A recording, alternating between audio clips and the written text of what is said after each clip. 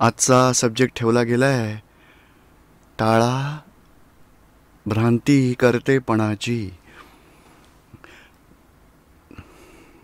दादाजींचा आध्यात्मिक विज्ञान आहे.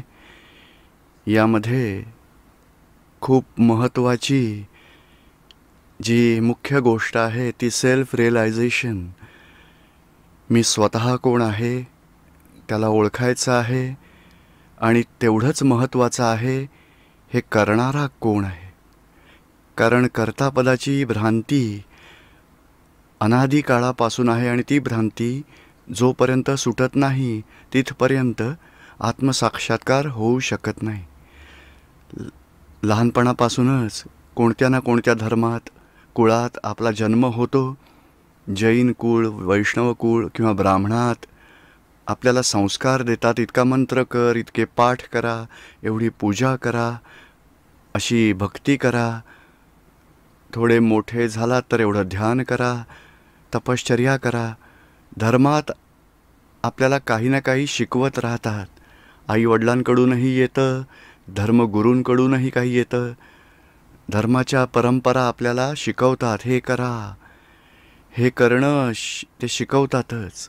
आणि कर्तेपणामुळे माणसाला असं वाटतं की मी काही केलं, मी ध्यान करतो, मी तपश्चर्या करतो.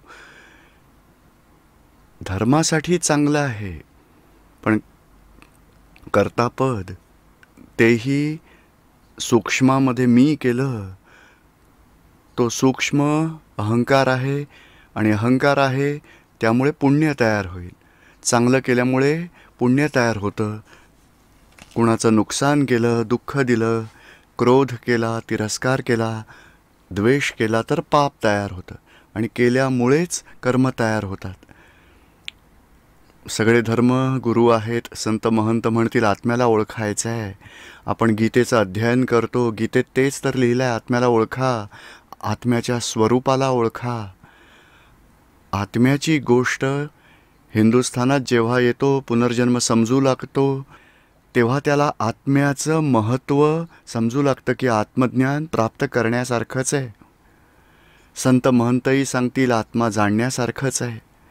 ते थोडं काही गीता वाचली, योग वशिष्ठ वाचलं, जैनशास्त्र काही वाचलं, बस देह विलग आहे, आत्मा विलग आहे, तिथपर्यंत तर समजतं बघा. मग पण नंतर मी आत्म्याला जाणणं बाकी आहे असं म्हणतील. आत्मा जाणण्यासाठी मी फक्त सगळी शास्त्र वाचतो, इतकी तपश्चर्या करतो, इतकं ध्यान करतो. आणि गुरु महाराजही शिकवतील की इतकं ध्यान करा आत्मा ओळखण्यासाठी, इतकी तपश्चर्या करा आत्म्याला ओळखण्यासाठी. आत्मा प्राप्त करायचा असेल तर त्याग करा. इतका करण्याची गोष्ट पुन्हा येते. मग कर्तापदाची भ्रांती सुटतच नाही, आणि मी नाही करणार तर नाही होऊ शकणार, मी केलं तर मला फायदा होईल. हा करणारा कोण आहे? तर स्वतः अहंकार पदात येऊन करतो. शरीर, खाण्याचं कार्य शरीराचं आहे, नाही का? खाण्याचं कार्यही शरीराला, शरीरात उपास असतो, आणि स्वतः मानतो की मी उपास केला. आणि तिथे क्रमिक मार्ग असाच आहे, कारण जे काही इफेक्ट भोगतात त्याला मी केलं मानतो. सूक्ष्मात बीज पडतं पुण्याचं.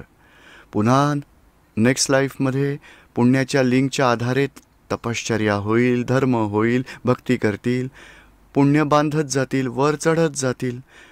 पण जे मानतात की मी एवढं ध्यान करेन, एवढी तपश्चर्या करेन, एवढा त्याग करेन, मला आत्मसाक्षात्कार होईल, आत्मसाक्षात्कार नाही होऊ शकणार जोपर्यंत अहंकार आहे, जोवर कर्तेपण आहे, जोवर मी केलं अहंकार करतो. मला हे करायचं आहे, मला रात्री भोजनाचा त्याग करायचा आहे, मला घर सोडायचं आहे, मला वनात जायचं आहे, ध्यान करायचं आहे, करणं आहे, तोवर आत्मसाक्षात्कार नाही होऊ शकत. धर्म तेच शिकवतो, एवढं करा. चांगली गोष्ट आहे, कारण अशुभातून निघायचं आहे, शुभात यायचं आहे. अशुभात राहिलं तर पाप बांधत जाईल, आणि कधी धर्म प्राप्तच करू नाही शकणार, संत महंत ज्ञानींनाही प्राप्त नाही करू शकणार. तर पापकर्मांपासून सुटणं ही वरची गोष्ट आहे, आणि पुण्यकर्म कमावणं किंवा शुभमार्गात पुढं जाणं तीही वरचीच गोष्ट आहे. पण हेच चांगलं करून सदाचार आचरणात आणून आपण आत्मसाक्षात्कार मिळवू, ही भ्रांती आहे. कर्तापद हीच सगळ्यात मोठी भ्रांती आहे. आणि कधीतरी ज्ञानीपुरुष असतात तर हे वास्तव उघड होतं की खरा करता कोण, करवणारा कोण. आपण जे मानतो की मी केलं त्यातच अनेक प्रकारच्या शंका आहेत. सामान्य जीवनात बस मी सकाळी 5:30 वाजता उठून गेलो, मी 1 तास देवाचं नाव घेतलं, 1 तास ध्यान केलं, तर मी उठलो, तिथूनच भ्रांती सुरू होते. झोपतो देह, उठतोही देहच. आपण करतो असं आपण मानतो. एके दिवशी 5:25 उठेल, एके दिवशी 5:35 उठेल, एके दिवशी 5:45 वाजतील. जे आपण करता आहोत, तर जे आपण काही ठरवू, निश्चय करू, तेच व्हायला हवं. 10मधून एकदाही आपल्या मनाप्रमाणे नाही होत, इच्छेप्रमाणे नाही झालं, तर शंका सुरू होते मग की मी करता आहे की कोणी वेगळा करणार आहे. मी ध्यान करतो, तर आज का नाही केलं मग ध्यान? बस मी रोज 4 तास ध्यान करतो, तर म्हणतो की आज तर ताप आला, चिकनगुनिया झाला, बसवलं नाही जात, दुखतंय खूप. तर तुम्ही करत होतात की हे शरीर करत होतं? तिथं शंका येत नाही की मी करतोय की आणखी कोणी करताय. मी उपवास केला तर खरं तर देह खात नाही, पण तर ही धर्मासाठी वरची गोष्ट आहे. धर्मात पुढे जाल, आणि धर्माच्या पुढची गोष्ट ही आहे अधर्मातून बाहेर निघणं, धर्मात येणं, ती तर फर्स्ट स्टेप आहे. आणि धर्म अधर्म दोघांपासून पुढे जायचं आहे. त्याला अध्यात्म विज्ञान म्हटलं जातं, स्पिरिच्युअल सायन्स.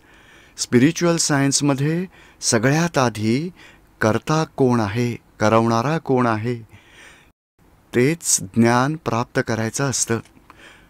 कुणी म्हणेल आमचा मार्ग स्पिरिच्युअल आहे, आमचा स्पिरिच्युअल रस्ता आहे.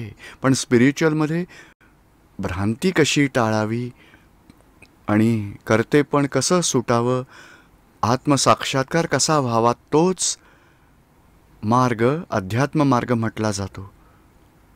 अध्यात्मामध्ये करण्याची गोष्ट नसते, ही समजण्याची गोष्ट आहे. आपण जे शास्त्र वाचतो त्या शास्त्रात लिहिलंय, क्रोध करू नका, सदाचार करा, लोभ करू नका, खोटं बोलू नका, चोरी करू नका, परिग्रह सोडा, अहिंसेचं पालन करा, ब्रह्मचर्याचं पालन करा. तर आपण लोक वाचतो आणि बस मी ठरवलाय क्रोध नाही करायचा. तर जे ज्ञान शास्त्र सांगतं ते खरोखर करण्यासाठी नाही आहे, ते समजण्यासाठी आहे. एवढं समजलं तर कधी ना कधी ते आचरणात येईल. इथून एअरपोर्टला जायचं असेल आपल्याला, तर बस माझ्याकडे गाडी आहे, मी चालायला लागेन, तर नाही पोचणार. आधी समजून घ्या कोणत्या रस्त्याने कसं जायचं आहे. ते जाणून घेतल्यावर आचरणात यायला जास्त वेळ नाही लागणार. पण समजलंच नाही तर आचरणात केव्हा येईल? पण संसार व्यवहाराचे धर्म हे असंच शिकवतात, एवढं आचरणात आणा. तुम्ही लोक आचरणात आणत नाही. आपण लोक किती उपदेश करतो, तुम्ही समजूनच घेत नाही, आचरणात आणत नाही. तुमची चूक आहे. दादाजी असं नव्हते सांगत की आचरणात आणण्यासाठी आधी समजायला तर हवं, हा करणारा कोण आहे, मी स्वतः कोण आहे. समजल्यानंतर स्वतःहून कर्तेपणाची भ्रांती सुटून गेली तर आचरणात आणायचं नाहीच आहे. अज्ञानदशेत तो आचरणात आणायचं ते ठरवतो की मला हे नाही करायचं, क्रोध नाही करायचा, ते बीज टाकतो. खरंच मनुष्याच्या हातामध्ये रिझल्ट बदलण्याची सत्ता नाही आहे, ती परसत्ता आहे. परिणाम कुणी बदलू नाही शकत. भाव सुधारायचा आहे, तिथे पुरुषार्थ आहे. भ्रांतीतही इतका पुरुषार्थ आहे. क्रोध होत असतो तेव्हा भाव करू शकतो की नाही, क्रोध नको करायला, चूक आहे, क्रोधाने कुणाला दुःख पोचवतो असं करायला नको. तर हे काय समजून घ्यायचं की मीच करतो क्रोध, आणि क्रोध मी बंद करेन, मग माझ्याकडून बंद होत नाही, आणि तो कॉन्फ्लिक्ट कर्तापदाच्या भ्रांतीने कधी मिटतच नाही. क्रोध तो परिणाम आहे, होऊन जातो, तो बंद नाही होऊ शकणार. त्याचं कारण बंद करा, भावना सुधारा. तर मनुष्यामध्ये ही भावसत्ता आहे. आणि त्याच्याही पुढची गोष्ट ही आहे की आत्म्याची जेव्हा जेव्हा जागृती येते तेव्हा आत्म्याचं स्वरूप काय आहे की कुठलीच क्रिया आत्मा करतच नाही. आत्मज्ञान स्वरूप आहे, ज्ञाताद्रष्टा आहे. आणि क्रिया जी होत असते ती होऊन जाते, ती जडतत्वात होते, अनात्म विभागात होते. आणि क्रियेचा स्वभाव जडतत्वाचा आहे आणि ज्ञानाचा स्वभाव बघणारा जाणणारा आत्म्याचा स्वभाव आहे. जोवर अध्यात्मविज्ञान काय सांगतं, जोवर स्वभावाच्या जागृतीत नाही येत तोवर भ्रांती सुटणार नाही. भ्रांतीतही कर्तेपदाची भ्रांती सगळ्यात मोठी भ्रांती आहे. करणारा कोण नाही ओळखत, कारण जडतत्वाचीच सक्रियता आहे, जडतत्वाची शक्ती आहे. चेतनतत्वाची शक्ती तिथे ज्ञानी, जो अनुभवी ज्ञानी आहे, दादा भगवानांसारखा, ते सांगत असतात कितीतरी अवतारांपासून मी हेच शोधत होतो, करणारा कोण आहे, माझं स्वरूप काय आहे. आणि 1958मध्ये जेव्हा ज्ञान प्रकट झालं तेव्हा वास्तव अनुभवास आलं की ही सत्ता कुणाची आहे, मी स्वतः कोण आहे, करणारा कोण आहे. आपण संसारात किती, समजा एखादं सिम्पल एक्झाम्पल घेऊया, इथून मला कोलकात्याला जायचं आहे, तर भाव करणं तेवढं स्वतःच्या हातात आहे, तेवढंच स्वतःच्या हातात आहे. आणि पोहोचवण्याचं कार्य काळ आहे, क्षेत्र आहे, संयोग आहे, निमित्त आहे, ट्रेन आहे, किती सारे संयोग जुळून मग कार्य होतं. तेव्हा भावसत्ता स्वतःची आहे. आणि तीही सूक्ष्मात पाहिलं तर भाव या जन्मात बीज टाकतो आणि निसर्ग त्याला दुसऱ्या जन्मामध्ये फळ देतो. सायंटिफिक सर्कमस्टेन्शियल एव्हिडन्समुळे कार्य होतं. एक छोटं एक्झाम्पल पाहूया की एक कप चहा बनवायचा असेल तर कितीही साऱ्या संयोगांची गरज पडेल. आधी आपण आपल्याकडून चहा कसा बनवायचा ती समज प्राप्त करतो, कुणी ज्ञानीकडून, अनुभवीकडून. आणि समजून घेतल्यानंतर करायचं तर किती साऱ्या संयोगांची गरज भासते. दूध आहे, पाणी आहे, साखर आहे, भांड आहे, मसाला आहे, लायटर आहे, गॅसची शेगडी आहे, किती सारे संयोग जुळून कार्य होतं. तर तिथं मानता की मीच बनवला, मीच सगळ्यांना पाजला, मीच करता आहे. तो करणारा आणि जाणणारा इतका जवळ आहे, निकटवर्ती आहे की भ्रांती सुटत नाही. जेव्हा ज्ञानी असतात तेव्हा सांगतात की नाही, करणारा दुसरा आहे, जाणणारा स्वतः आहे. स्वतःचं स्वरूप आत्मा आहे, जाणणारा आहे. करणारा दुसरा अनात्म विभाग आहे, जडतत्व आहे. आणि ते ज्ञान मिळालं की करणारा कोण आहे तरच आत्मजागृती टिकेल की मी स्वतः कोण आहे. कर्तेपदाची भ्रांती सुटली तरच आत्मजागृती राहील, आणि आत्मजागृती राहिली तरच कर्मबंधनातून मुक्ती मिळू शकेल. या भ्रांती स्वरूपामध्ये सगळ्यात मोठी भ्रांती हीच आहे की मी केलं, कर्तेपदाची भ्रांती. त्याच्याही पुढे स्वतः कोण आहे नाही ओळखत, ते जेही शरीर मिळालं तर मीच दीपक आहे या शरीराला जे नाव देतात त्यालाच मी आहे मानतात, तीही मोठी भ्रांती आहे. मीच दीपक आहे, मी यांचा मुलगा आहे, यांचा भाऊ आहे, हे सगळं, मी इंजिनियर आहे, ही पण मोठी भ्रांती आहे. त्याच्या पुढे तर मी, हे माझं आहे, घर माझं आहे, ही संपत्ती माझी आहे, प्रॉपर्टी, तर हे माझं पण, हेही भ्रांतीचं मोठं स्वरूप आहे. मी आहे ना म्हणजे अहंकार, ममता, आणि कर्तेपद, भोगतापद. मी एवढं भोगलं आहे तर हे कर्तापद, भोगतापद, अहंकार, ममता, ही भ्रांतीची अशी अनेक स्वरूपं आहेत बघा. अनेक प्रकाराची भ्रांती तुटते आणि वास्तवाला आपण प्राप्त करतो तेव्हा आत्मसाक्षात्कार टिकू शकतो. आत्मजागृती राहील निरंतर, अखंड. आणि जोवर ही जागृती प्राप्त होत नाही म्हटलं देह वेगळा आहे, आत्मा वेगळा आहे, असं कितीही मानलं तर जागृती प्रकट नाही होणार. कारण मी केलं, मला करायचं आहे, कर्तेपदाची भ्रांती सुटत नाही. इथे दादा भगवानांच्या अक्रम विज्ञानात जो ज्ञानविधी आहे त्याने आपल्याला हेच प्राप्त होतं. मी स्वतः कोण आहे आणि कर्ता कोण आहे. ती कर्तेपदाची भ्रांती सुटल्यामुळे निरंतर आत्मजागृती राहते. आत्मजागृतीमुळे अज्ञान मान्यता सुटली, कर्तेपणाची भ्रांती सुटली, नवीन कर्म चार्ज होणं बंद होऊन जातं. आणि कर्म चार्ज होणं बंद झालं तर डिस्चार्जमध्ये हळूहळू कर्माची फळं, जुनं कर्म जे बांधलं होतं त्याचं कर्मफळ संपत जातं. नवीन कर्म बांधली नाहीत तर कर्मफळ येणारच नाही, मुक्ती मिळणारच मिळणार. म्हणजे हे आध्यात्मिक विज्ञान आहे. धर्म आणि अध्यात्मात एवढं अंतर आहे. धर्मात करायला शिकवतात आणि अध्यात्मात कर्त्याची कर्तापदाची भ्रांती, त्यापासूनच मुक्ती मिळवायची. थोडे काही प्रश्न आले आहेत, आपण घेत जाऊ. आध्यात्मिक विज्ञानाची समज जास्त प्राप्त करू. मग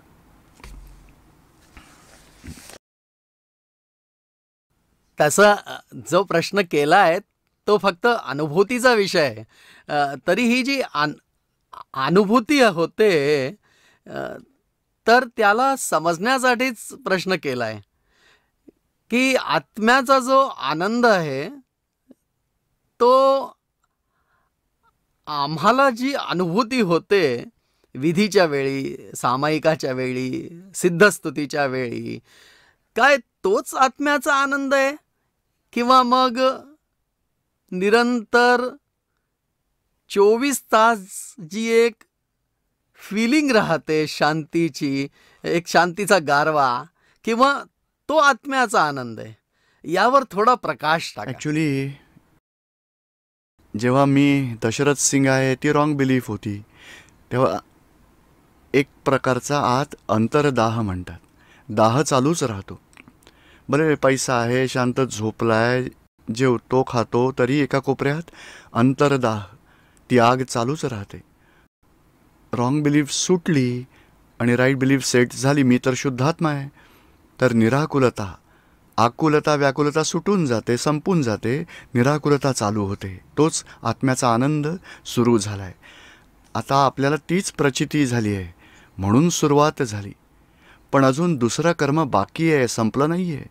कर्म केल्याशिवाय ज्ञान मिळालं आहे. तर दुसरी कर्म ती उपशम आहेत, शांत आहेत.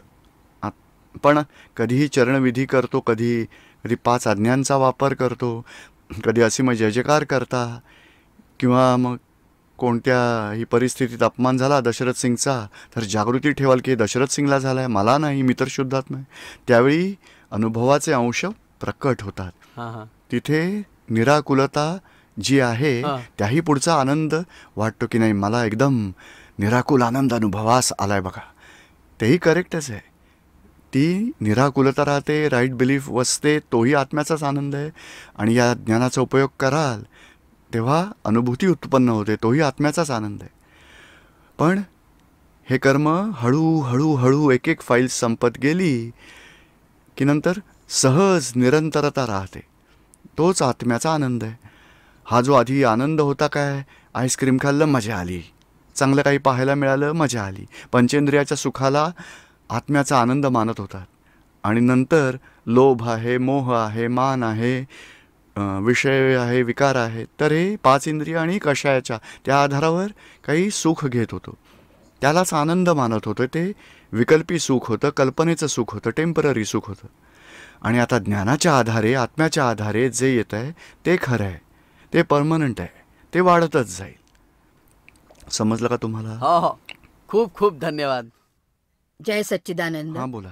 तसं क्वेश्चनचा आन्सर तर मिळून गेलाय, कर्तेपणापासून मुक्ती. आणि तशी जागृती राहते, पण कधी कधी चुकून जाते. तो जो गर्व करायला गेला तर जागृती निघून जाईल, मनाची मर्जी करायला गेला तर सगळी जागृती निघेल. कारण अहंकाराला हेच आहे की मी काही आहे, माझ्या हातात कंट्रोल असायला हवा, मी म्हणेन तसंच चालायला हवं, नाही ऐकलं तर त्याला उडवून द्या, जो ऐकतो त्याला पुढे घ्या. हे अहंकाराचं स्वरूपच आहे. त्याला यामध्येच मजा येते, माझ्या कंट्रोलमध्ये किती आहेत. आणि तो आता डिस्चार्जमध्ये कॉजेसमध्येही तो अहंकार केला होता, आता इफेक्टमध्ये आला आहे.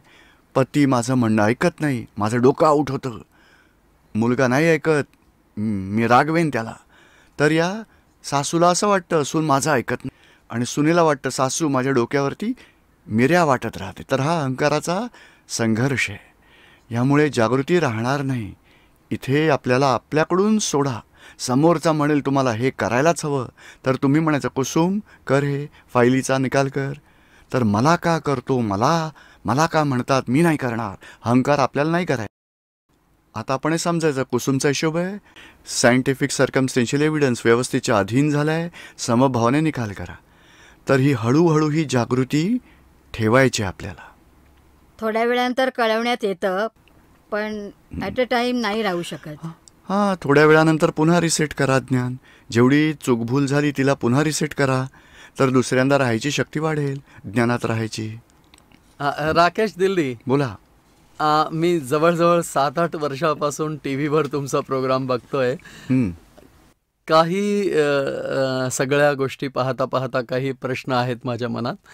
जर सगळ्या गोष्टी पूर्वकर्माने निर्धारित आहे आणि ॲडजस्ट आम्हाला प्रत्येक ठिकाणी करायचं आहे, तर जेव्हा सीतामाईचं हरण रावणाने केलं होतं, तर प्रभू रामाने जर हे मानून घेतलं असतं की बुवा ॲडजस्ट करायचं आहे आणि पूर्वकर्मामुळे रावणाने हरण केलंय, तर मग त्यांनी काय केलं असतं? चुपचाप बसले असते किंवा पुरुषार्थ न केला असता?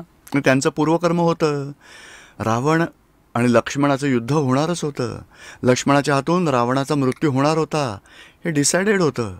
प्रभू रामचंद्र काही करू नाही शकले, जावंच लागलं लंकेपर्यंत. आणि आज आपण बुद्धी चालवू तर त्यात काही अर्थ नाही. रामायण झालं पूर्ण. नाही, रामायण तर पूर्ण झालंय. ते जे आदर्श आहे त्याची स्थापना तर करावी लागेल. आदर्शाचा अर्थ काय आहे? आत भाव ठेवा, ॲडजस्ट व्हायचं आहे. बाहेर व्यवहारात जे आदर्श व्यवहार आहेत ते करा. तुमच्या वाईफला काही त्रास होत असेल तर जा आरामात भांडण करून सुधारून या, काही हरकत नाही. पण आत रागद्वेष करू नका. हा रागद्वेष तर त्यावेळी केला होता ना प्रभू रागद्वेषात नव्हते. बाहेर सगळा ड्रामा पूर्ण केला त्यांनी. नाही का, राजा ॲक्टिंग करतात ना, त्या राणीला म्हणतो की तू माझं आयुष्य बर्बाद केलंयस, तर त्याला रागद्वेष होतो का नाटकात? काहीच नाही, नाटकासारखं आहे.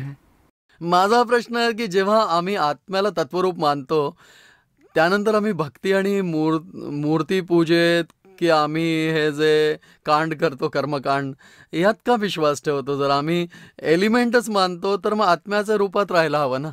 हो, पण ते राहतील. आपल्याला आत्म्याची प्रचिती झाली आहे, अनुभव आणि चरित्रापर्यंत बाकी आहे. म्हणून राकेशकडून हे करवतात, कारण राकेश अज्ञानाने उभा राहिला आहे.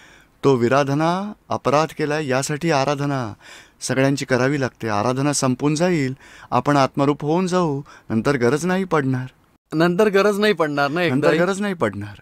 नंतर पूर्वकर्म असेल तर मी हा दीपकही जातो फर्स्ट क्लास बिर्ला मंदिरात, दर्शन घेईन रामचंद्रांचं, पुन्हा येईन.